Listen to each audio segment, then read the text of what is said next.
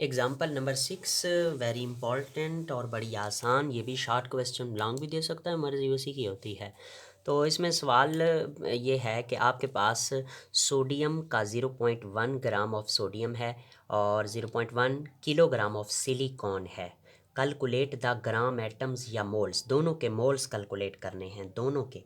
देखिए मैस उसने दे दिया, मोल्स आपने कैलकुलेट करने हैं। वेरी सिंपल फार्मूला हम आपको पहले ही सिखा चुके। Moles of sodium is equal to mass of sodium in gram divided by molar mass of sodium. अच्छा, इसे सिंपल कैसे लिखते थे?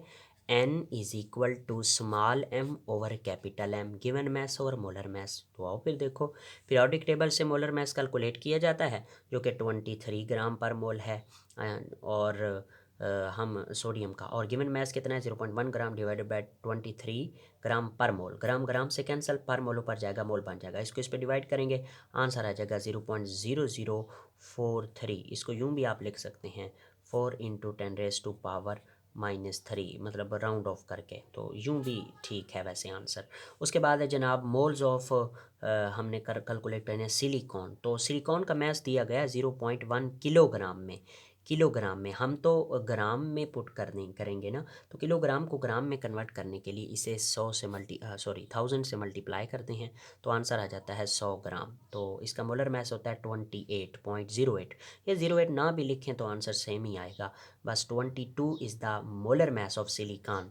जनाब फार्मूला वही है, ऊपर गिवन मैस नीचे मोलर मैस, आंसर आ जाएगा 3.56 मोल्स। तो ये हमने इसके मोल्स कैलकुलेट कर लिए।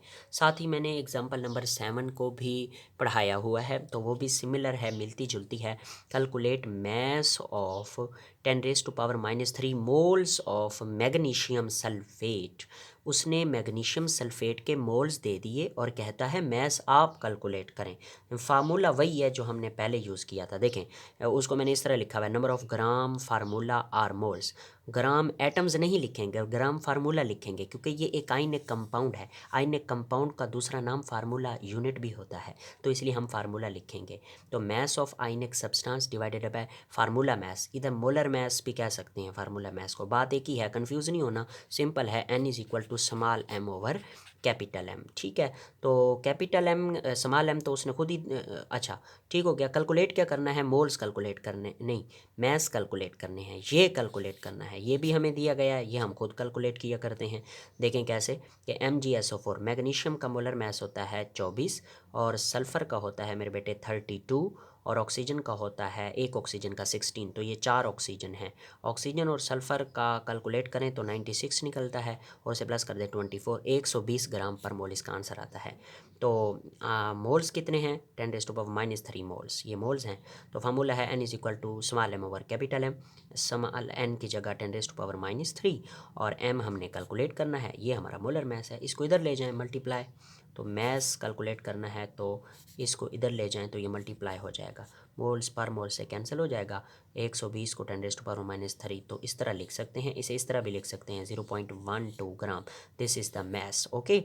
अच्छा, जितने भी मोल्स वाले क्वेश्चंस आने हैं, ये मैस मोल दिया गया होगा, मैस दिया गया होगा, या आपको मोल देंगे तो मैस कैलकुलेट करेंगे, मैस देंगे तो मोल कैलकुलेट करेंगे, ऐसे ही वॉल्यूम देंगे मोल कैलकुलेट करेंगे। उनके लिए आपको एटॉमिक मैस आने चाहिए जो कि मौजूद हैं पीरियोडिक टेबल में। कम से कम ये जो मैंने लिखे हुए हैं ये तो आप तैयार करें, हाइड्रोजन ये वगैरह वगैरह सब कुछ, ओके। उसके बाद मैं इधर एक छोटी सी बात आपसे शेयर करना चाहूँगा कि जो कि एंट्री टेस्ट के हवाले से वेरी यूज़फुल है, कि ये हमारे पास एक ऐसा जनरल फार्मूला मैंने बनाया है जिसकी हेल्प से जनाब आप हर किस्म का क्वेश्चन सॉल्व कर सकते हैं, मोल, वॉल्यूम, नंबर ऑफ़ पार्टिकल और मैथ से रिलेटेड, ठीक है।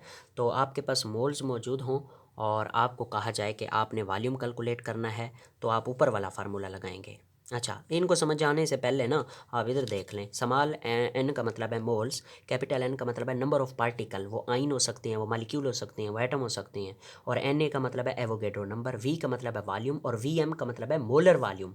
आपको याद होगा जो कि 22.414 हुआ करता था डेसीमीटर क्यूब में, ओके। उसके बाद स्मॉल m मैस है और कैपिटल M मोलर मैस है। तो जनाब हम इस फार्मूले को देखते हैं, मोल्स से कोई वॉल्यूम में जाना चाहता है तो ये वाला फार्मूला लगाएगा, V is equal to N multiply by molar volume, मतलब N मोल्स, ठीक है, मोल्स उसके पास होंगे, मोल्स इधर पुट करेंगे और मोलर वॉल्यूम भी आपको याद होता है 22.414 डेसीमीटर में, इनको आपस में मल्टीप्लाई करेंगे जनाब आपको वॉल्यूम मिल जाएगा। अगर आपके पास वॉल्यूम दिया हुआ हो और कहें कि मोल्स कैलकुलेट करें तो आप सिंपल है उस दिए गए वॉल्यूम को डिवाइड कर दें मोलर वॉल्यूम के साथ, आंसर मोल में निकल आएगा। सिंपल ऐसे ही आप जनाब मोल्स से मैस में जाना चाहते हैं, हमने अभी थोड़ी देर पहले उसको सॉल्व किया है, ये देख लें, ये देखें, ये मोल से मैस में जा रहे थे। तो हम क्या करेंगे, मोल से मैस में जाना हो तो mass is equal to, mass में जा रहे हैं तो mass is equal to moles multiply by molar mass, molar mass को मोल से मल्टीप्लाई कर दें। अगर मैस से मोल्स में आना चाहते हैं तो देख लें, ये हम तो ऑलरेडी कितनी दफ़ा पढ़ चुके, N is equal to small m over capital M, ठीक हो गया। उसके बाद अगर जनाब आपने मोल से नंबर ऑफ़ पार्टिकल में जाना है, नंबर ऑफ़ एटम में, नंबर ऑफ़ मालिक्यूल में, नंबर ऑफ़ आइन में, कहीं भी जाना है, तो फिर आप क्या करें, उसके लिए आप ये फार्मूला लगाएंगे कि N stand for number of particle, ठीक है, मल्टीप्लाई बाय एन मोल और एवोगेड्रो नंबर, एवोगेड्रो नंबर आपको याद होगा 6.02 इंटू 10⁻23 ये हुआ करता था। तो ये फार्मूला लगाएंगे। अगर आपने नंबर ऑफ़ पार्टिकल से मोल्स में आना है तो फिर जनाब आप क्या लिखेंगे कि एन मोल्स में आ रहे हैं तो give number of particle divided by N A is the Avogadro number, ठीक है। तो ये बड़ा यूज़फुल फार्मूला है, आप इसको सॉल्व करें, देखिएगा आपको इतनी हेल्प देगा, ये एंट्री टेस्ट में भी हेल्प देगा। तो मैं पहले भी शायद क्लासेस में पढ़ा चुका। अच्छा, अब एक्सरसाइज में question number 10, question number 11, question number 12, question number 13 मेरे बेटे, ये आपने खुद करने हैं। इस फार्मूले से भी सारे हो जाएंगे, या जो टेक्निकल वे यूज़ किया गया है आपकी हेल्पिंग बुक्स, कॉलेज है, स्कॉलर है, जो भी है, गवार साहब भी हैं, तो उनमें भी आप इसे उस तरीके से भी कर सकते हैं। तो मैंने भी अपनी बसात के मुताबिक आपको ये पढ़ा दिया। तो जी।